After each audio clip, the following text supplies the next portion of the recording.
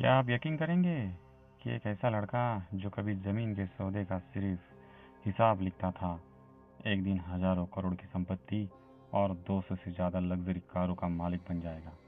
यह कहानी है सीजे रॉय से प्रेरित एक इंसान की, जिसने सपने देखे, जोखिम लिया और इतिहास बना दिया। लेकिन यह कहानी सिर्फ सफलता की नहीं, यह हमें यह भी सिखाती है कि दौलत से बड़ी चीज़ होती है मानसिक शांति। उनकी शुरुआत बेहतर साधारण थी। उनकी माँ एक रियल एस्टेट एजेंट थी, वो भी छोटी।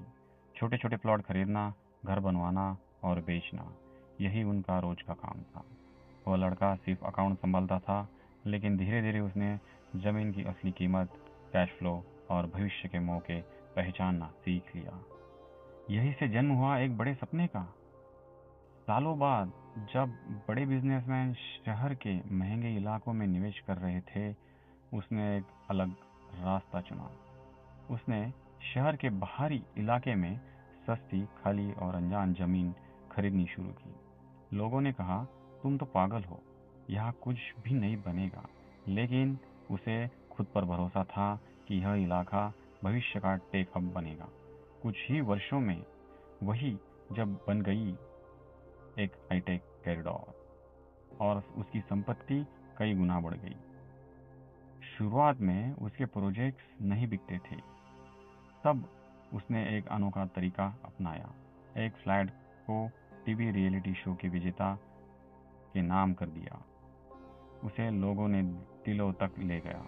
धीरे धीरे उसका बिजनेस भारत के बाहर दुबई तक फैल गया। आज वह 200 से ज़्यादा लग्जरी कारों का मालिक था, जिसमें दुनिया की सबसे महंगी कारें भी थी। लेकिन इसके पीछे एक पुराना दर्द छुपा था। बचपन में उसे एक कार शोरूम से उसकी साधारण वेशभूषा के कारण बाहर निकाल दिया गया था। उस दिन उसने तय किया, एक दिन मैं दुनिया की सबसे बेहतरीन कारों का मालिक बनूंगा। और उसने यह सपना पूरा भी किया। लेकिन उसने दौलत कमाई, नाम कमाया, शोहरत पाई। लेकिन जीवन ने उसे यह भी सिखाया कि हर मुस्कान के पीछे सुकून नहीं होता। काम का दबाव, जिम्मेदारियां और अंदरूनी तनाव कई बार अदृश्य बोझ बन जाते हैं। उनका जीवन हमें याद दिलाता है, सफलता के साथ मानसिक स्वास्थ्य भी जरूरी है। यह कहानी हमें सिखाती है, सपने बड़ा रखो, जोखिम लेने से मत डरो। मेहनत से पहचान बनती है, लेकिन दौलत से ज़्यादा ज़रूरी है शांति, संतुलन और जीवन का सुकून। क्योंकि असली अमीरी सिर्फ पैसों में नहीं होती है, खुद को शांत रख के जीवन जीना भी जरूरी है। धन्यवाद।